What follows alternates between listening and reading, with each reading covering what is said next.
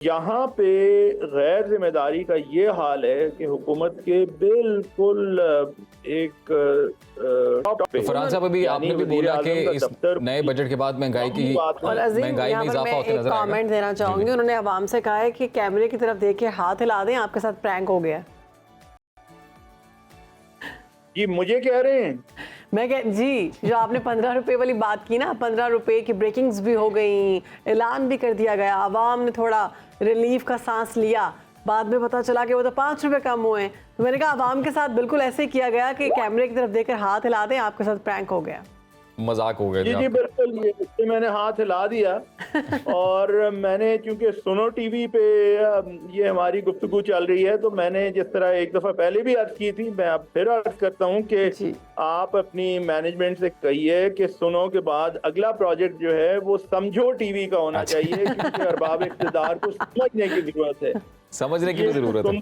तो बहुत है लेकिन समझ नहीं रहे हैं सर। हम सुनो में समझा भी देते हैं, बता भी देते हैं, तरीके भी बताते हैं, आप जैसे तजिया नगारों को लाते हैं कि तरीके भी समझ आए, लेकिन फिर भी कुछ हालात नहीं बदल रहे। हमारे साथ हमारे गेस्ट माहिर इक्तिसादियात फरहान बुखारी साहब मौजूद है। फरहान साहब, बहुत शुक्रिया आपके वक्त का। सर, सितंबर 2023 में पाकिस्तान में महंगाई की शरह 30% से तजावुज कर गई थी, जो कि इस साल अप्रैल में कम होकर 17% तक पहुंच चुकी है। तो आपके ख्याल में महंगाई में कमी की वजूहात क्या हैं और क्या मुस्तकबिल में महंगाई की शरह में मजीद कमी की तवक्को की जा सकती है?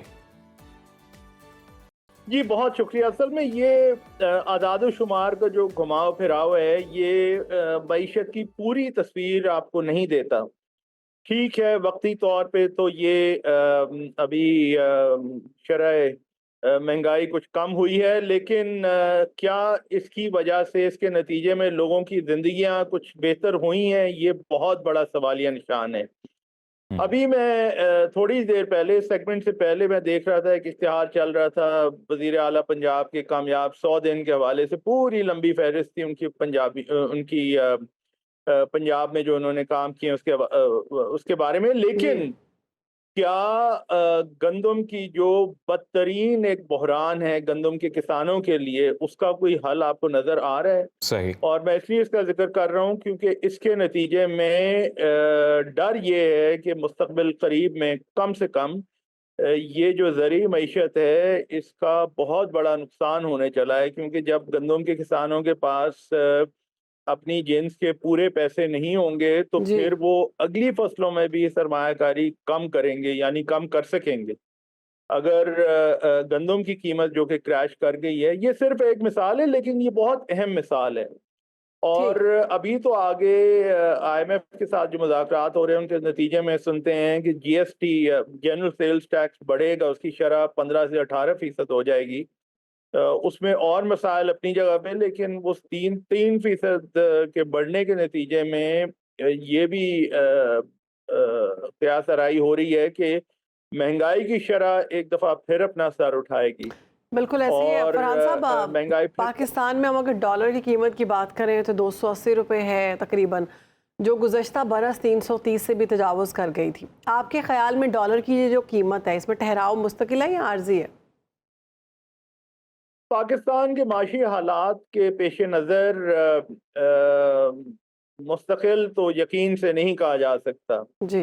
आर्जी का इम्कान ज़्यादा है। अभी वक्ती तौर पे कुछ थोड़ा सा ठहराव है, और ये मैं मानता हूँ कि ये पस पर्दा जो कोशिशें हुई हैं, जिसके नतीजे में 280 रुपये पे ठहर गया है, वरना ये नून लीग की क़यादत में जो हुकूमत है, अगर इनके हाथ में ही होता तो ये अल्लाह जाने ये कितने कामयाब होते या ना होते।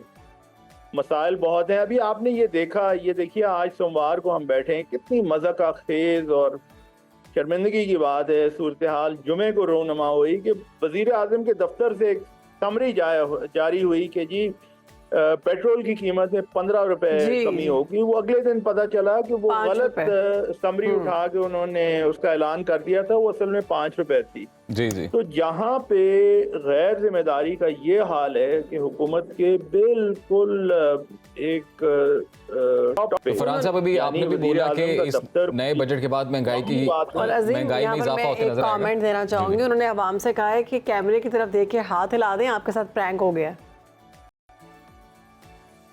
जी मुझे कह रहे हैं, मैं कह जी, जो आपने 15 रुपए वाली बात की ना, 15 रुपए की ब्रेकिंग्स भी हो गई, ऐलान भी कर दिया गया, आवाम ने थोड़ा रिलीफ का सांस लिया, बाद में पता चला कि वो तो 5 रुपए कम हुए। तो मैंने कहा आवाम के साथ बिल्कुल ऐसे ही किया गया कि कैमरे की तरफ देखकर हाथ हिला दें, आपके साथ प्रैंक हो गया।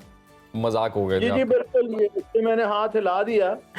और मैंने, चूंकि सुनो टीवी पे ये हमारी गुफ्तगू चल रही है, तो मैंने जिस तरह एक दफा पहले भी अर्ज की थी, मैं अब फिर अर्ज करता हूँ कि जी। आप अपनी मैनेजमेंट से कहिए कि सुनो के बाद अगला प्रोजेक्ट जो है वो समझो टीवी का होना चाहिए, क्योंकि अरबाब इक़्तिदार को समझने की जरूरत है। समझने की भी ये जरूरत है। सुनते तो बहुत हैं लेकिन समझ नहीं रहे हैं। सर, हम असल सुनो मसला में ये हुआ हुआ है समझा कि भी देते समझ- हैं, बता भी देते हैं, तरीके भी बताते हैं, आप जैसे तजिया नगारों को लाते हैं कि तरीके भी समझ आए, लेकिन फिर भी कुछ हालात नहीं बदल रहे। जी जी बिल्कुल। और एक शायद एक और, अगर आपकी मैनेजमेंट तीसरा प्रोजेक्ट भी करे कोई रेडियो या टीवी का, तो उलझाव से निकलना एक मेरे ख्याल में अच्छा टाइटल रहेगा, यानी समझो और फिर उसके बाद उलझाव से निकलना। उलझाव से निकलना। ये सारे के सारे मामलात बहुत परेशान कौन हैं, क्योंकि हुकूमत को समझ नहीं आ रही ऐसे है, है। जिस किस्म के चक्रों में पड़े हुए हैं। इनको सियासत से ही फुर्सत जब होगी तो फिर आम आदमी की मईशत के बारे में इनके पास वक्त होगा।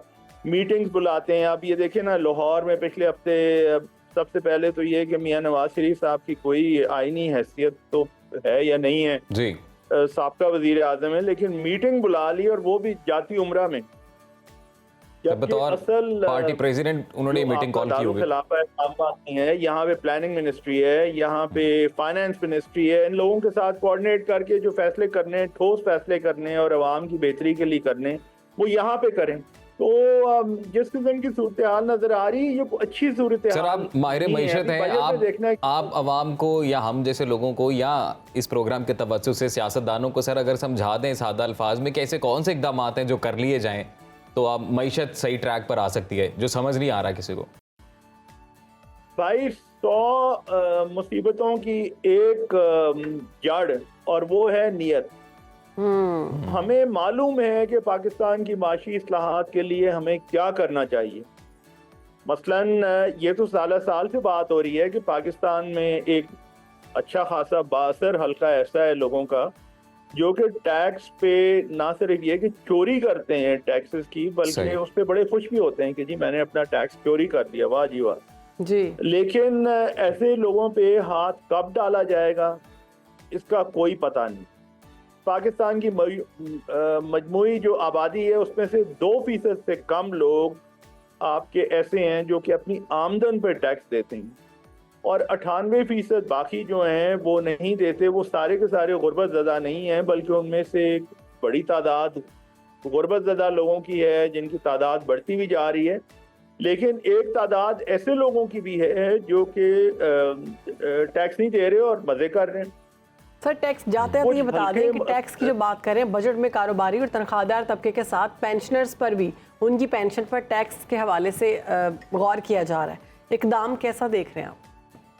ये बहुत बड़ा जुल्म है, और पेंशनर्स के ऊपर तो टैक्स लगाना, और जो लोग टैक्स की वाकई चोरी करते हैं और टैक्सेस नहीं देते अपने, उन्हें मुस्तस्ना रखना, ये बहुत बड़ा जुल्म है। लेकिन क्या करें, पाकिस्तान में जुल्म की बहरहाल एक दास्तान है जो कि चले जा रही है।